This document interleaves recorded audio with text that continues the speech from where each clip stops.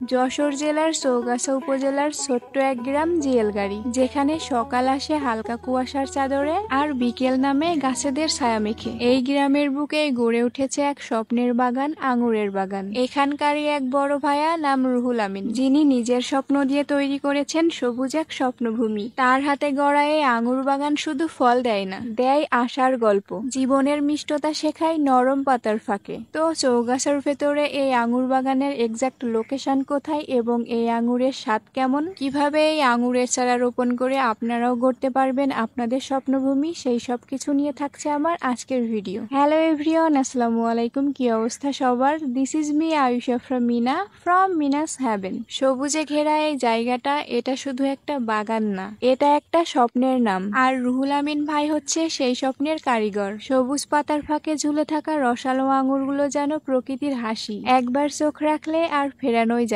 না। লাইফে প্রথমবারের মতো এত কাছ থেকে আঙুর বাগান দেখা এবং নিজ হাতে ফল পেড়ে খাওয়ার অভিজ্ঞতাটা আমার ছিল জাস্ট অসাধারণ। যতদূর চোখ যায় দেখা মিলে সবুজ পাতার ফাঁকে ঝুলে থাকা থোকা থোকা মিষ্টি আঙুর। আর যদি এর স্বাদের কথা বলেন, স্বাদটা দোকানের আঙুরের থেকে একটু আলাদা, বেশি টাটকা, বেশি প্রাকৃতিক। তবে দোকানের আঙুরের থেকে বেশি মজার এবং স্বাদের। দোকানের আঙুরে যে কৃত্রিমতা থাকে তার কিছুই নেই এখানে, যেন এক একটা দানা শুধু ফল না, মিষ্টির ছোট ছোট ফোয়ারা। এই বাগান, এই আঙুর, এমনকি এই সাফল্য, সবকিছুই একদিন রুহুল আমিন ভাইয়ের কাছে ছিল শুধুই স্বপ্ন। 4 বছর আগে ইউটিউব দেখে তিনি এই আঙুর চাষ শুরু করেছিলেন। না ছিল কোনো অভিজ্ঞতা, না ছিল কোনো প্রশিক্ষণ, ছিল শুধু একটা বিশ্বাস আর অসম্ভব ভালোবাসা। প্রথম দিকে যখন তিনি গ্রামের ভেতরে আঙুর চাষ শুরু করেন, অনেকে হেসেছিলেন, বলেছিলেন এইভাবে হবে না, মজা করতেন, কেউ কেউ খোঁটা দিতেন। কিন্তু রুহুল আমিন ভাই থেমে যাননি। তার চোখে তখন শুধু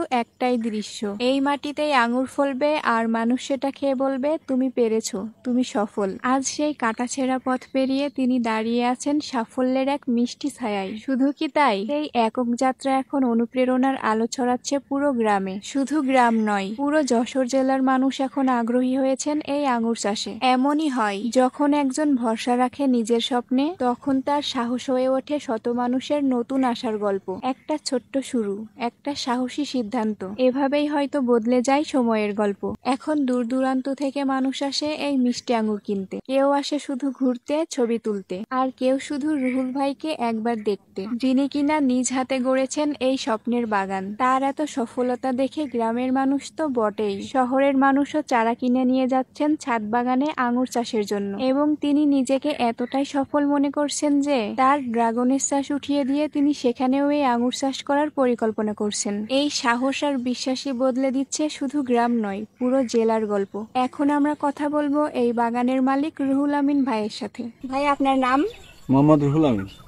আচ্ছা, আপনি এই আঙুর চাষ করতেছেন কত বছর ধরে? আমি 4.5 বছর ধরে আঙুর চাষ করছি। আচ্ছা, আগে কি কিছু করতেন নাকি শুরু থেকে কৃষিকাজে ছিলেন? শুরু থেকে কৃষিকাজেই ছিলাম। আগে পেয়ারা ছিল, পেয়ারা থেকে ড্রাগন, ড্রাগনের থেকে এখন আঙুর।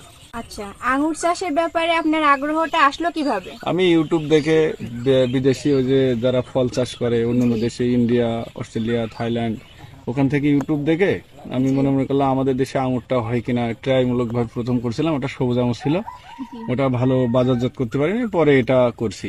বিদেশি না দেশি আঙুর এটা? এটা হচ্ছে বিদেশি, এটা হচ্ছে আপনার ইউক্রেন, রাশিয়া, আর হচ্ছে ব্ল্যাক ম্যাজিকটা হচ্ছে অস্ট্রেলিয়া। মানে এই গাছগুলোতে বছরে কয়বার ফল আসে? এই গাছগুলোতে মূলত 2বার ফল আসে বছরে। একবার একটু বেশি আসে, এখন সিজনালি তো, এখন বেশি আসবে, এরপর একটু কম আসবে। আচ্ছা আচ্ছা, এগুলো সব কি মিষ্টি আঙুর? হ্যাঁ, সবই মিষ্টি আঙুর। মানে ছাদের উপরে যদি এই গাছ লাগাতে চাই তাহলে কি হবে আপনার? হ্যাঁ, অবশ্যই হবে। আমার সাথে যোগাযোগ করবে এবং কিভাবে লাগাবে সেটা আমি বলে দেবো। সহজেই ফলন আসে না? সহজেই ফলন না, অনেক কিছু করা লাগে না, সহজেই ফলন আসে। কতদিন পর আসে এই ফলন? এই ফল 6 মাস পরে কিছু চলে আসে, আর 1 বছরে ফুল পূর্ণতা ফল চলে আসে। আঙুর বিক্রি করে আপনার লাভ হয় কেমন? গতকালকে নিয়ে গেছিলাম 300 টাকা করে আমাদের চৌগাছা বাজারে বিক্রি করেছি। আজকে আবার ওই যে দেখা যাচ্ছে পাশে আঙুর কাটছে, তার ভিতরে শিলাবৃষ্টিতে আমার একটু নষ্ট হয়েছে ফল। এই সিজনে এখনো পর্যন্ত কত টাকার আঙুর বেচেছেন আপনি? এখন হয়তো বা আপনার নষ্ট হয়ে গেছে, তো ওই 1,20,000 মতন বিক্রি করা হয়েছে।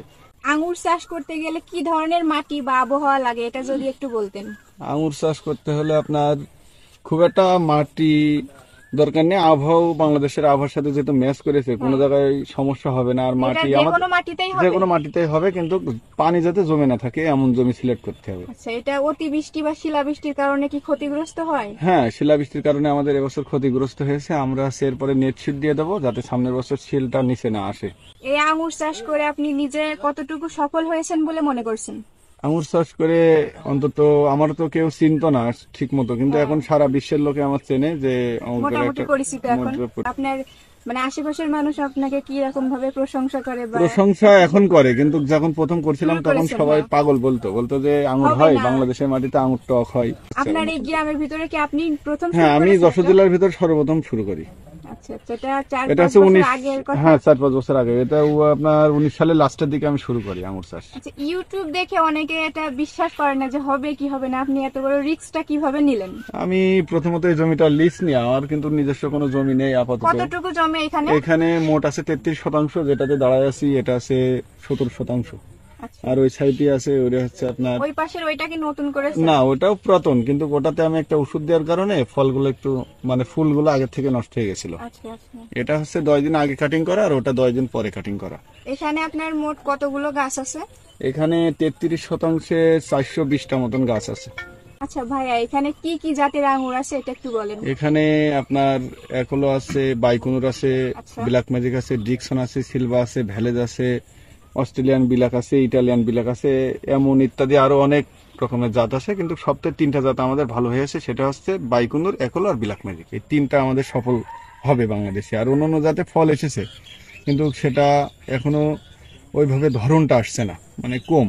আচ্ছা আচ্ছা। এটা যেমন ধরন দেখছেন না কি পরিমাণ ধরছে, এটা তো আরো কাটা হয়েছে, আরো শিলাবৃষ্টিতে নষ্ট হয়েছে। ভবিষ্যতে আপনার বাগান নিয়ে বড় কোনো পরিকল্পনা আছে আপনার? বাগান নিয়ে আমি তো ড্রাগন উঠে দিয়ে সামনেবার আঙুর চাষ করব, কারণ আঙুর চাষে ড্রাগনের থেকে অনেক খরচ কম, একদম অল্প কম খরচে খরচে মানে লাভ হয় বেশি। বেশি। এখানে আমি একজনের একটা বাগান গত বছর করে দিয়েছিলাম, ওর পাশে শিলপড়ি নেই, ওটা হচ্ছে আপনার পাতিবিলা।